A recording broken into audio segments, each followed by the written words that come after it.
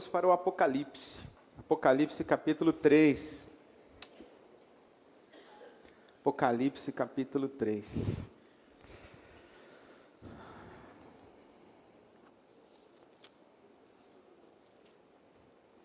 Carta à igreja de Sardes.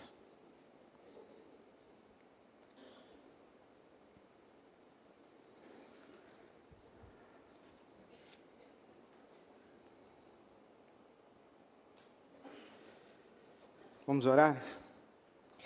Deus, dá-nos a Tua palavra, pelo Teu Espírito, guia o nosso entendimento, aquece o nosso coração, quebranta a nossa vontade, para vivermos a Tua vontade para a Tua glória.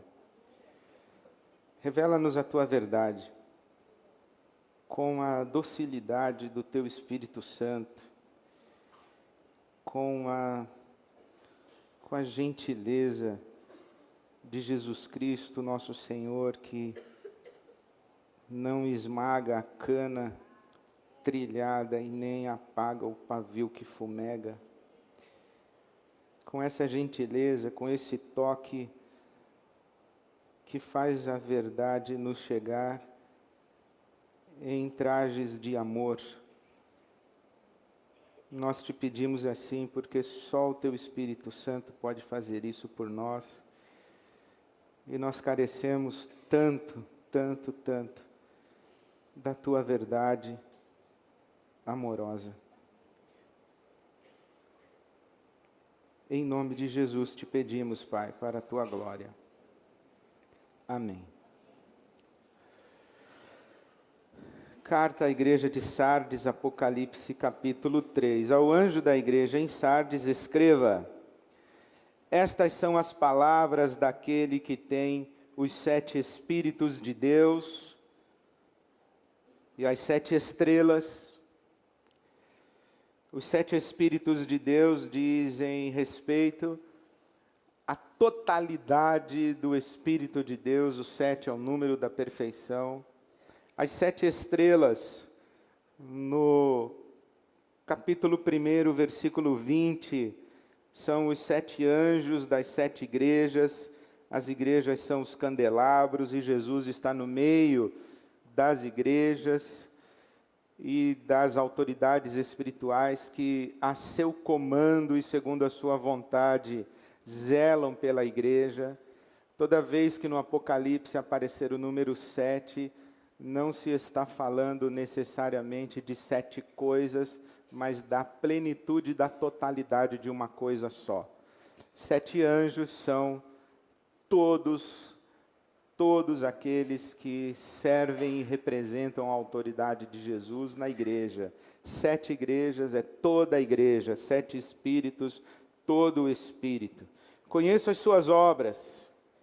Você tem fama de estar vivo, mas está morto. Esteja atento, fortaleça o que resta e que estava para morrer, pois não achei suas obras perfeitas aos olhos do meu Deus. Lembre-se, portanto, do que você recebeu e ouviu. Obedeça e arrependa-se. Mas se você não estiver atento, virei como um ladrão, e você não saberá que hora virei contra você. No entanto, você tem aí em Sardes uns poucos que não contaminaram as suas vestes. Eles andarão comigo vestidos de branco, pois são dignos. O vencedor será igualmente vestido de branco.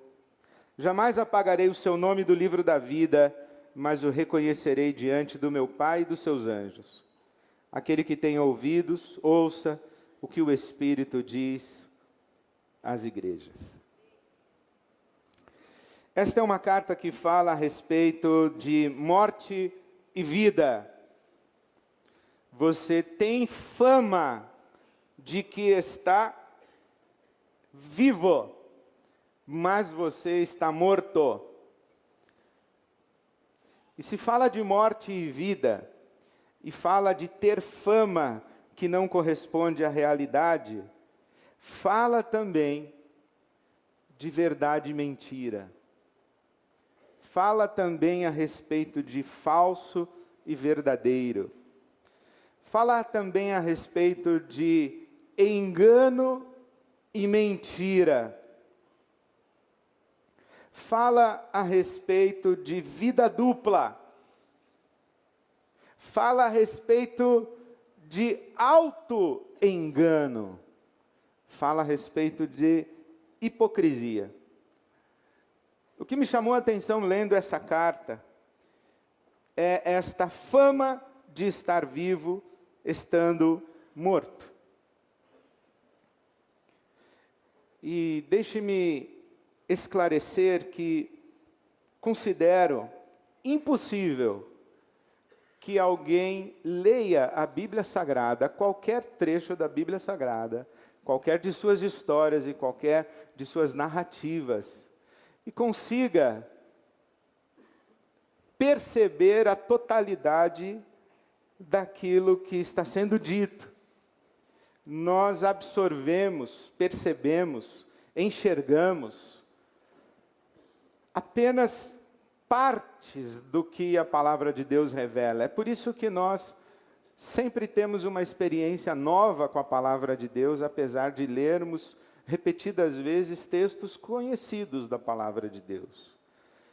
Quando você lê o Salmo 23, um dia Deus abençoa você falando sobre nada lhe faltará. Outro dia abençoará você falando que Ele está contigo, Ele está com você no vale da sombra da morte. Porque a cada momento em que você lê a Bíblia Sagrada, Deus fala com você naquele momento. Fala com você para aquela hora, naquela circunstância, naquele contexto. E assim também eu tenho lido o Apocalipse para nós, e o que me chamou a atenção de tudo quanto pode ser dito dessa carta de Sardes, é que nós vivemos nesta luta entre a mentira e a verdade, o engano e a mentira, o auto-engano, não poucas vezes a hipocrisia deliberada, porque temos uma fama que não corresponde à nossa realidade. Quando digo engano e auto-engano, engano e mentira, eu estou dizendo que eu posso estar enganado e dar a você uma informação errada sem que eu tenha mentido para você. Você me pergunta onde fica a rua X, e eu digo que fica 2 quadras abaixo, e você desce as 2 quadras e chega lá, não é a rua X, e você pensa que eu menti para você. Mas eu não menti. Eu estava enganado. Eu não menti. Pode ser que tenha acontecido isso. Engano é uma coisa, mentira é outra. Mentira é, eu sei que a rua X fica 2 quadras acima, mas eu olhei para você, não gostei de você, e decidi fazer você andar mais, e propositadamente menti para você, dizendo que a rua X era 2 quadras abaixo. Na mentira existe um ato voluntário consciente. No engano existe um equívoco, que não tem necessariamente peso moral. A coisa se complica é quando nós mentimos para nós mesmos. Ou quando nós permitimos que se acredite em alguma mentira a nosso respeito, sabendo nós que aquilo é mentira que não corresponde à nossa verdade e à nossa realidade. A coisa se complica quando nós olhamos para a mentira acreditando que ela é verdade, ou quando nós ouvimos a mentira e escolhemos tratar a mentira como se fosse verdade, apesar de lá no fundo termos uma sensação de que é mentira. A coisa se complica quando nós estamos iludidos. Mas é uma ilusão que não é completa ilusão, é uma ilusão que, se a gente fizesse um pouquinho de força, a gente conseguiria escapar dessa mentira que a gente prefere acreditar como se fosse verdade. De modo que mentira e verdade, para nós, não são necessariamente realidades tão objetivas e tão claras. Mentira e verdade são realidades que visitam os tons de cinza, e nós transitamos entre os tons de cinza. E eu me perguntei por que é que nós sustentamos mentiras como se fossem verdade. Por que é que nós nos permitimos enganar? Por que é que nós nos auto-enganamos? Que mecanismos são esses? Que, novamente, eu digo, não são tão objetivos. Não são todos eles facilmente classificados com categorias e hierarquias de valor. E aí considerei algumas possibilidades. Por que alimento mentiras na minha vida e por que alimento famas mentirosas a meu respeito? Bom, primeiro, pelo óbvio, é porque, de alguma razão, eu acho que eu tenho alguma vantagem nisso. Eu deixo você acreditar uma mentira a meu respeito porque eu lucro com isso. Eu tenho vantagem nisso, me interessa isso. Isso me dá um benefício. Um benefício que eu consigo porque você não sabe toda a verdade. Então, eu mantenho você na mentira para que você continue me dando o benefício que eu espero. O oposto também é verdadeiro. Eu posso manter você na mentira, porque trazer a verdade à luz me obrigaria a perder algumas coisas que eu não quero perder de jeito nenhum. Se a mentira pode me trazer benefícios, a verdade pode me custar caro. E eu faço a conta e acabo gostando desse jogo de mentira, porque ele me é conveniente. Também imaginei que eu deixo você acreditar em mentiras a meu respeito, porque eu tenho algumas carências. Eu tenho necessidades, por exemplo, de ser amado, ser aceito, ser valorizado, ser querido, ser admirado. E para conquistar isso de você, se você souber a verdade a meu respeito, você não vai me dar essa valorização que eu espero. Penso eu. Então eu minto para você. E construo a meu respeito uma falsa identidade. E eu vendo para você um Ed René falso, mas um Ed René que é muito fácil de ser aceito e valorizado e admirado. Mas eu sei que não é verdade. Mas eu prefiro mentir e ter o seu abraço do que falar a verdade e ficar sozinho sem o seu abraço. Eu prefiro mentir e ter a minha casa cheia na minha festa de aniversário do que falar a verdade e não receber sequer um telefonema num sábado para comer uma pizza na casa de alguém. A mentira a meu respeito eu alimento, porque às vezes eu acho que os fins justificam os meios. Eu mantenho uma mentira porque eu tento me convencer de que é esta mentira que possibilita que eu alcance um bem maior. Eu deixo você acreditar alguma coisa a meu respeito, que não é verdade, mas é uma mentirinha.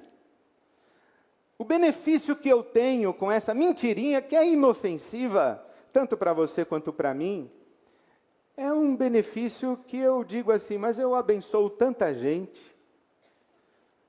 Eu não vou contar essa verdadezinha que é insignificante, irrelevante.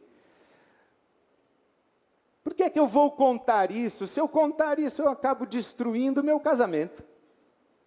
Se eu contar Se eu falar a verdade mesmo, eu vou acabar perdendo meu ministério aqui na IBAB. Então, vamos deixar assim como é que está, vamos varrer essa mentirinha para debaixo do tapete, porque existe um bem maior a ser sustentado por uma mentira menor. E aí eu vou vivendo uma vida dupla. Sabe que às vezes eu mantenho a mentira a meu respeito, porque entre duas dores a gente escolhe sempre a menor. Então é menos doloroso para mim ter uma vida dupla do que perder aquilo que eu posso perder se eu falar a verdade. E esse jogo de mentira e verdade, eu ouvi quando eu estava numa viagem e duas senhoras estavam conversando no banco de trás do avião onde eu estava. E uma disse assim: ele pensa que me engana, mas eu sei tudo. Eu deixo ele pensar que está me enganando. É que para arrumar uma confusão, em que outro casamento eu vou ter a vida que eu tenho? Então é melhor eu fingir que não vejo. Em outras palavras, é melhor mandar logo a camisa para a lavanderia antes de procurar a marca de batom, do que achar a maldita marca de batom. Então a gente vai vivendo esse jogo de conveniências, esse me engana que eu gosto. E as pequenas mentiras vão criando fissuras na nossa alma. E de repente, quando a gente menos percebe, a gente está morto. O que é essa morte? Se não é a dessensibilização total? Um morto sente raiva? Morto sente raiva? Não sente. Morto sente saudade? Não sente. Morto grita quando fica bravo? Não, morto nem bravo fica. Morto também não beija com paixão. Morto não faz amor. Tem gente que faz amor com morto, mas o morto não faz amor. Tem esse detalhe, tem um pessoal que não sabe disso. O morto é morto. O morto é absolutamente dessensibilizado. E aí você encontra pessoas que a maior expressão da morte na nossa vida é o que eu tenho dito aqui e que Jesus está falando a essas igrejas do Apocalipse. Ele está falando da indiferença.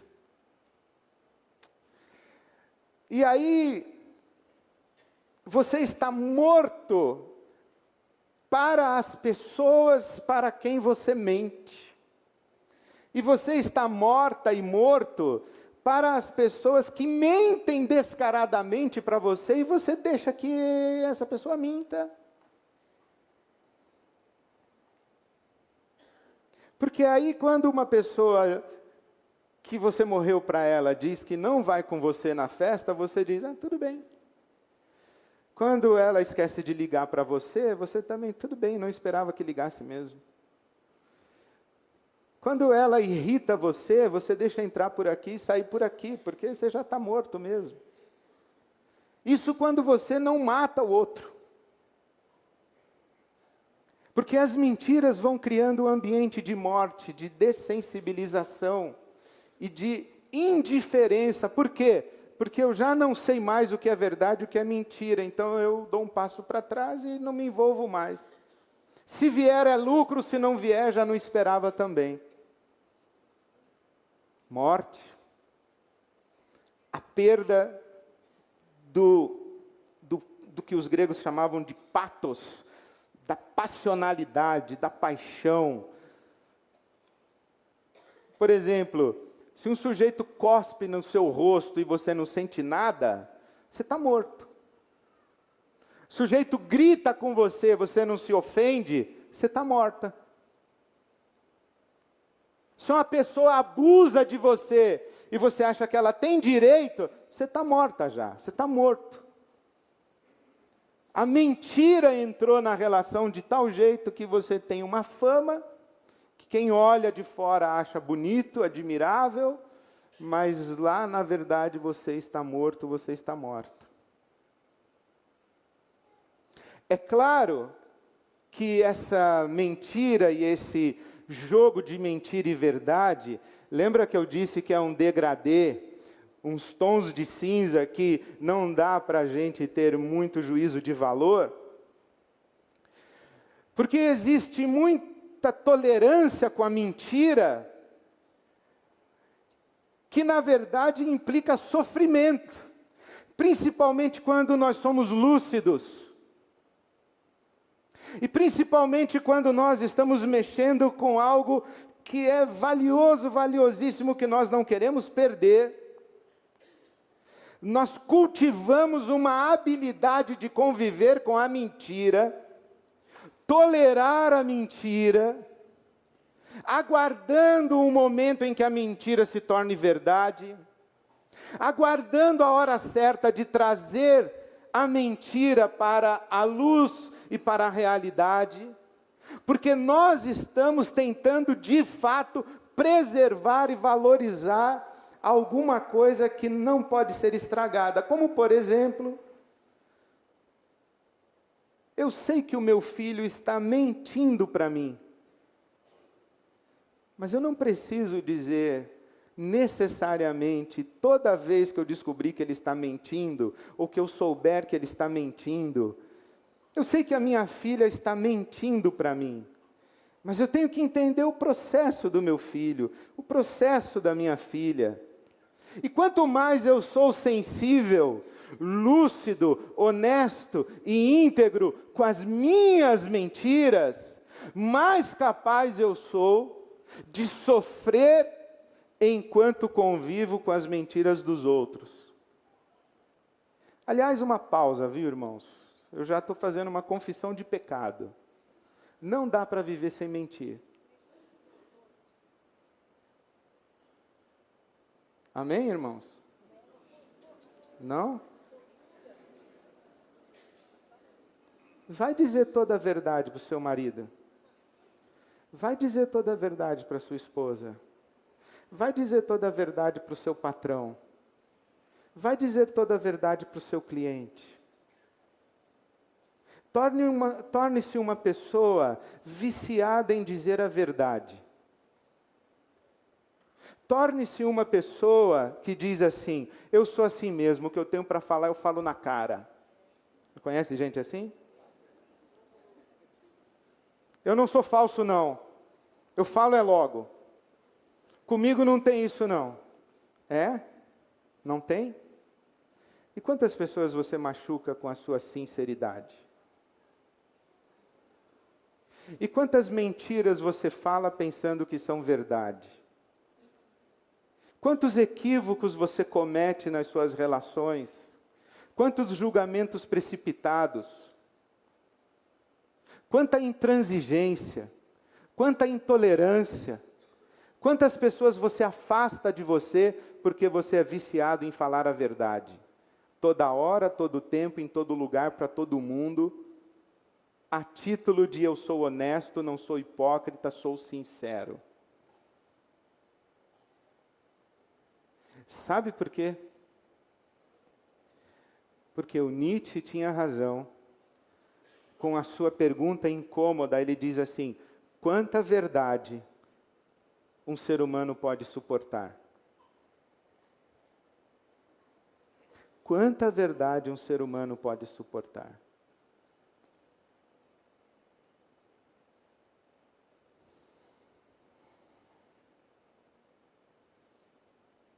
É por isso que a gente se engana e se auto-engana. Porque de dentro do sofrimento, a gente tem um mecanismo de defesa psíquico, emocional, que constrói mentiras para nós, para a gente suportar o sofrimento. Eu me lembro um dia em que fui visitar uma senhora que havia perdido sua filha com 23 anos de idade. E ela me contou a morte da sua filha. E ela me contou que Deus havia revelado a ela a razão da morte da sua filha. E enquanto ela me falava de um sofrimento que eu sequer consigo imaginar, lá de dentro de uma dor de alma que só quem passa por isso talvez possa entender, a história que ela me contou não fez o menor sentido. E a pessoa que estava comigo ouvindo a história disse assim: que história maluca, né? Eu disse: é verdade, é uma história maluca.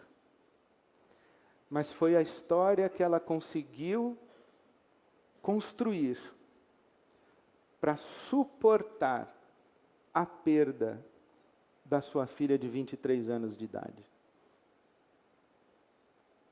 Quem sabe, daqui a um tempo, ela mesma vai perceber que a história que ela contava para si mesma era uma história maluca. Mas uma coisa eu sei, não sou eu que vou dizer para ela, só a história é maluca, hein, dona? Porque eu já fiz isso. Eu já falei para pessoas em sofrimento que essas pessoas estavam contando para si mesmas histórias malucas e acreditando em verdades que não são da palavra de Deus. E naquele momento eu quis defender a verdade, mas não tive compaixão das pessoas. Ou achei que jogar a verdade na hora da dor era a melhor forma de ter compaixão. Está vendo como as coisas não são simples? Por exemplo, acredita você que eu já menti descarada e deliberadamente com a Bíblia na mão num velório?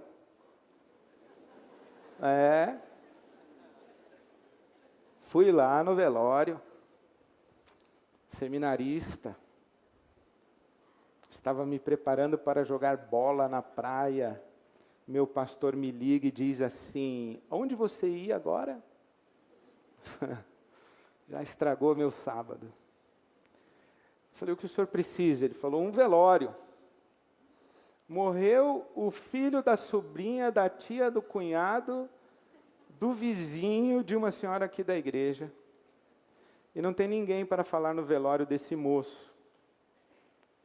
Maconheiro, cheirador de cocaína, bandido, traficante, lá no Guarujá, 18 anos de idade, morreu num acidente de moto, fugindo de um assalto. Você vai lá, meu filho. Falei: vou sim, pastor. Chego lá, sem saber nem como começar o negócio, só tinha eu de crente com a Bíblia na mão, aquela confusão, rapaz ali no caixão, e eu ali tentando tomar coragem para falar no velório. Chego na frente do caixão assim, abro a Bíblia. Quando eu fiz assim, a mãe do rapaz se debruçou no caixão aos prantos e dizia: ele foi para o céu, não foi, pastor? Eu falei: claro, agora está cantando com os anjos.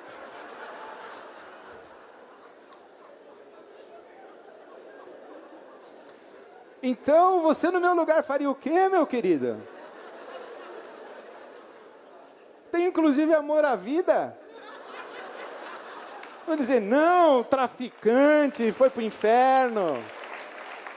Seu filho, dona, além de ser bandido, morrer com 18 anos, ainda está no inferno. E eu vou embora daqui, sacudir a poeira do meu pé e vou embora. Não. Tem coisas na vida e tem horas. Então, veja como mentira e verdade é um negócio muito difícil.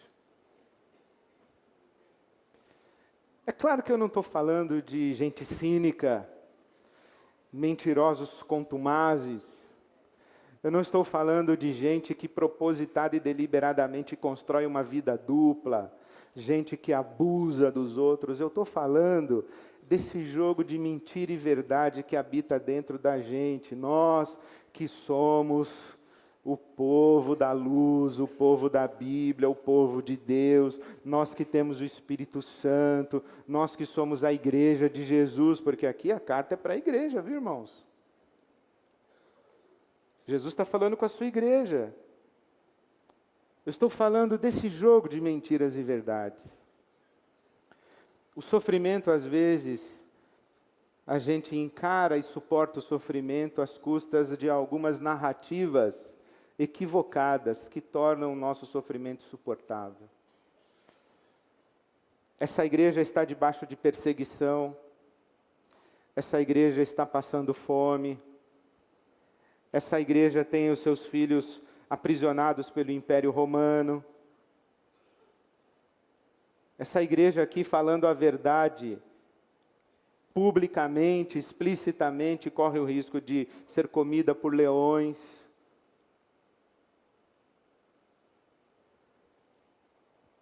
Mas tem um detalhe aqui nessa palavra de Deus que nos coloca contra a parede.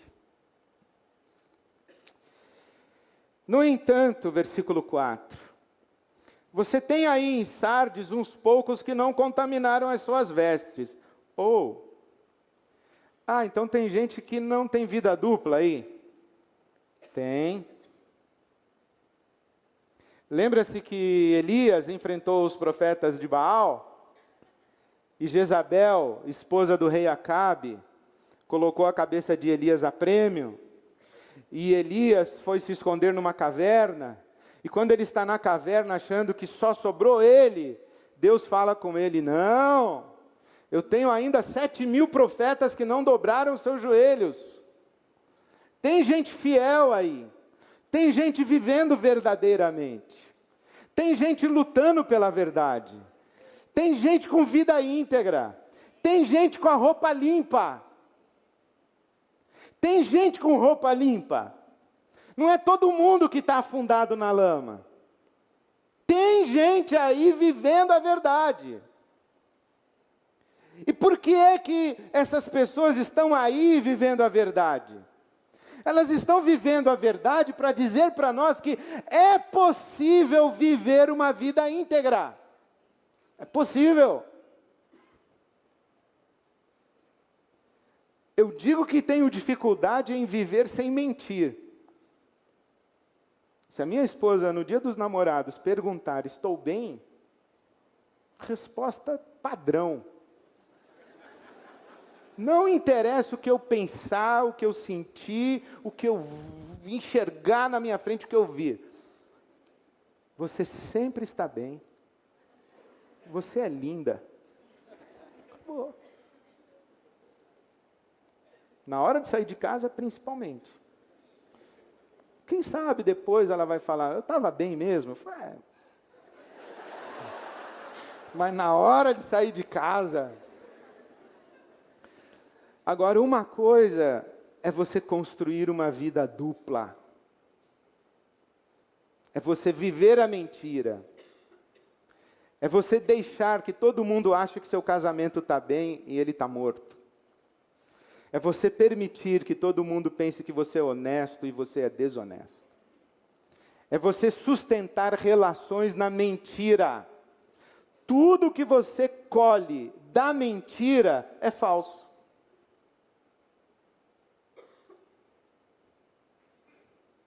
É você permitir que as pessoas pensem que você é saudável, mas você não é.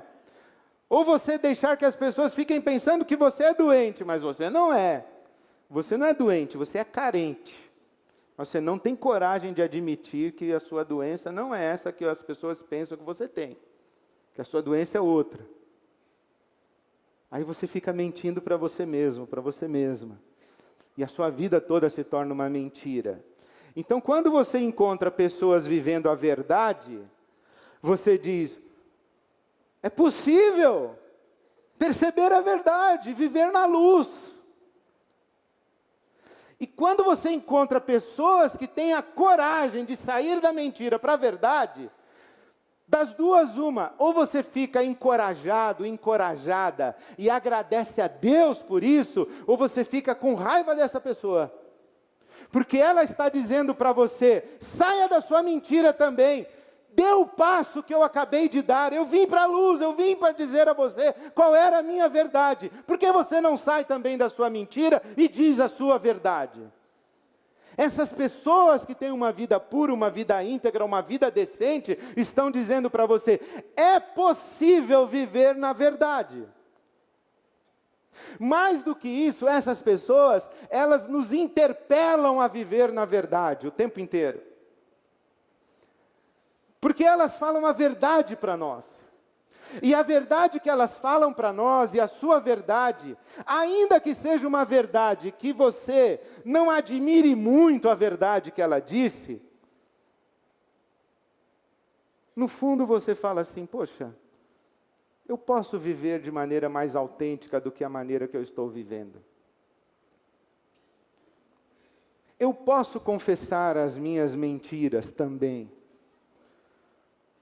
Eu posso iluminar as minhas mentiras e trazer para a luz as mentiras que eu alimento na minha vida. Por quê? Porque essas pessoas estão estendendo a mão para a gente e dizendo, vem para a verdade, vem para a luz, é possível. Aquilo que você vai perder não vai lhe fazer falta. Porque o que você vai ganhar não se compara com aquilo que você está perdendo. Porque aquilo que você está perdendo na mentira, também é uma mentira. Mas aquilo que você ganhar na verdade, é verdade. Porque quando você precisa mentir para mim, para eu te dar um abraço, eu dei um abraço na mentira. E lá no fundo você sabe, que se você me contasse a verdade, talvez eu não lhe desse esse abraço.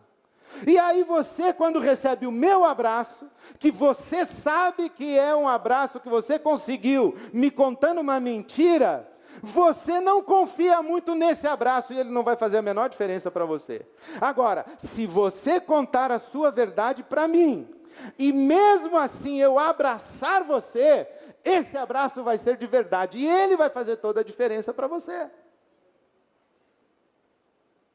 Porque quem abraça o mentiroso, abraça a máscara. E a máscara sabe que não merece ser abraçada.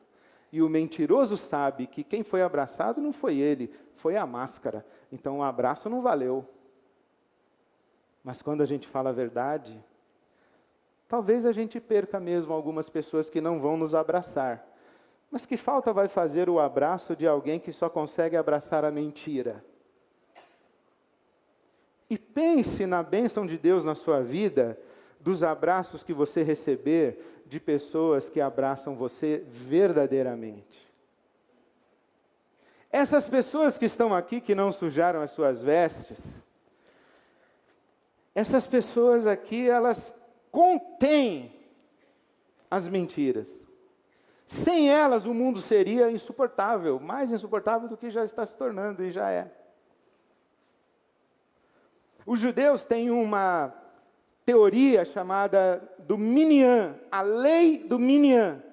E eles extraíram isso daquela história em que Abraão está dizendo assim, se tiver 50 justos, o Senhor vai poupar Sodoma e Gomorra? 50 sim. 40, 30, 20, 10. E Abraão para em 10. E Deus diz, se eu encontrar 10 justos em Sodoma e Gomorra, eu vou poupar essas cidades. Não vou destruí-las. Então os judeus, os rabinos interpretaram isso dizendo que há 10 justos no mundo, não sei quem são os outros 9, ainda não fiz contato com eles. Há 10 justos no mundo e por causa desses 10 é que Deus ainda não destruiu o mundo.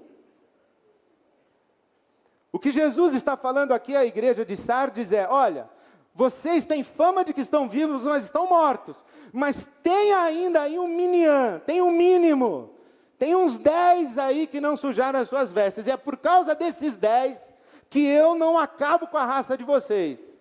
Mas se vocês não se converterem, não se arrependerem da vida dupla de vocês, eu vou chegar quando vocês menos esperam, e eu vou passar o rodo e vou desmascarar todo mundo, e todo mundo vai saber quem é quem.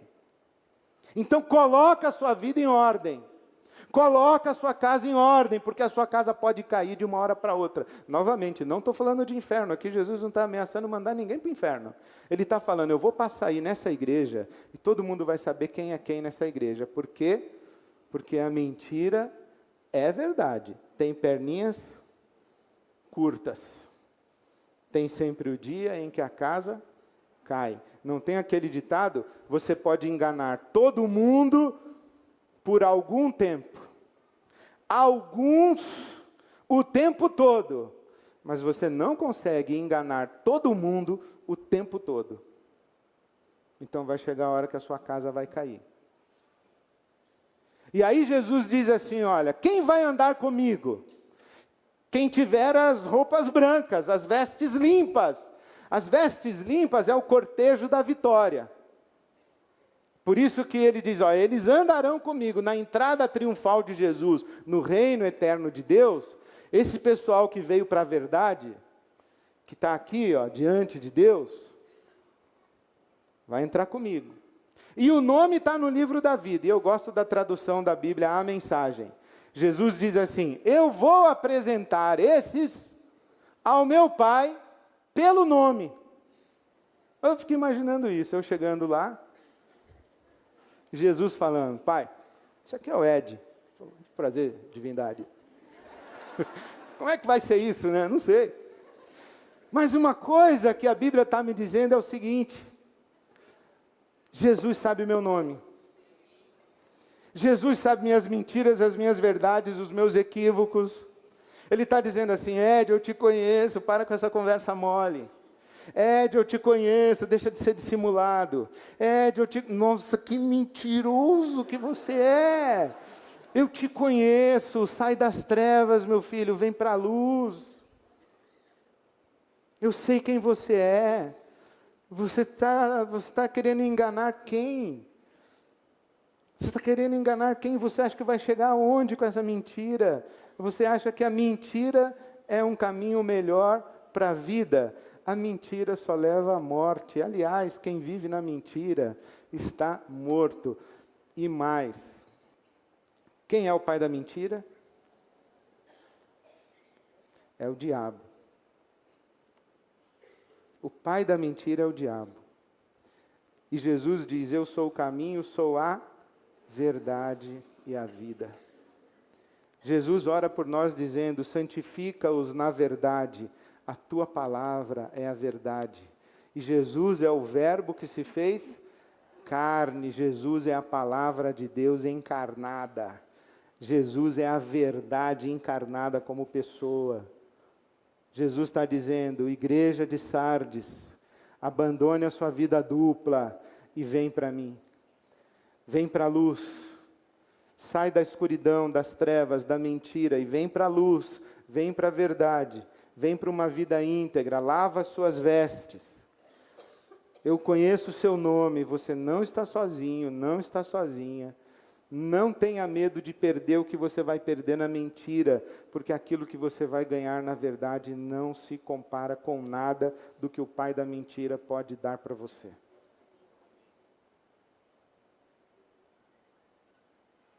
Por isso estamos hoje celebrando a ceia em memória de Jesus. E vamos nos lembrar que o sangue de Jesus nos purifica de todo pecado. Vamos nos lembrar que se confessarmos os nossos pecados, Ele é fiel e justo para nos perdoar os pecados e nos purificar de toda a injustiça. E vamos nos lembrar, meus queridos, que aquele que diz que não tem pecado é mentiroso. Vamos lembrar que Deus vive na luz e aquele que anda com Deus deve viver na luz, assim como Ele na luz está. Deus é capaz de suportar as nossas mentiras. Deus é capaz de tratar as nossas mentiras. E Deus nos trata com um amor tão extraordinário, que Ele traz à luz da nossa consciência as nossas mentiras,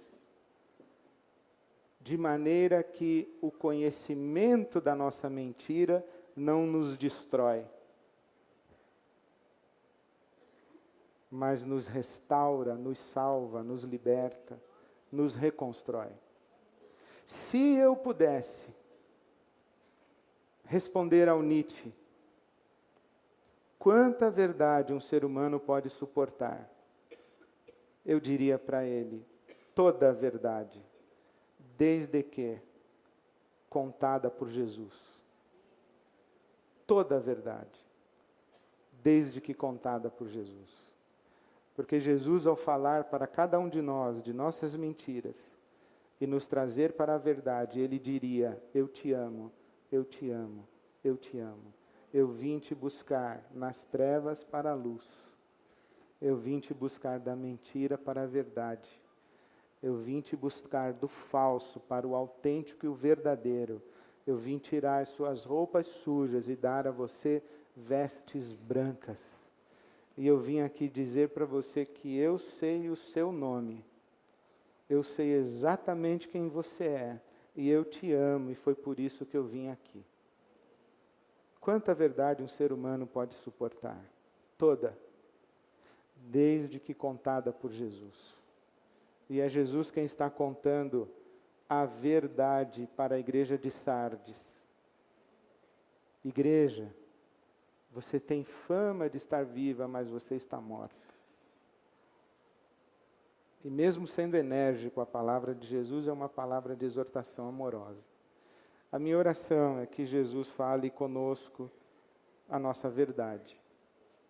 Como pessoas, como famílias, como igreja, nas nossas relações.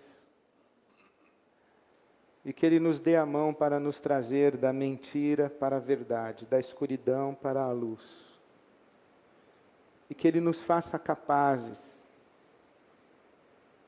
de, tendo enxergado as mentiras daqueles que estão à nossa volta, e especialmente daqueles que nós amamos, que Ele nos faça capazes de entrarmos, de nos fazer entrar com muito cuidado para buscar as pessoas que estão na mentira, para trazer para a verdade. Veja o que Jesus diz a essa igreja de Sardes. Lembre-se, portanto, do que você recebeu. Obedeça, arrependa-se e fortaleça o que resta e estava para morrer. Então que a nossa oração hoje seja, Senhor, eu enxergo aqui uma pessoa vivendo na mentira. Ela está quase morrendo, mas me ajuda a buscá-la para trazer para a verdade. Ela é um pavio que está quase apagando, mas não deixa apagar. Me ajuda a buscá-la e trazer para a verdade. Ela é uma cana já esmagada, ela é tão esmagada que ela precisa mentir para si mesma. Me ajuda a pegar com cuidado essa cana esmagada. Está só o bagaço. E trazer para a verdade. Pegar aquilo que está machucado, para que Jesus torne inteiro. Primeiro Ele faz isso com a gente. Depois Ele nos usa para fazer com os outros. Que a nossa celebração da mesa do Senhor traga isso para o nosso coração. Amém.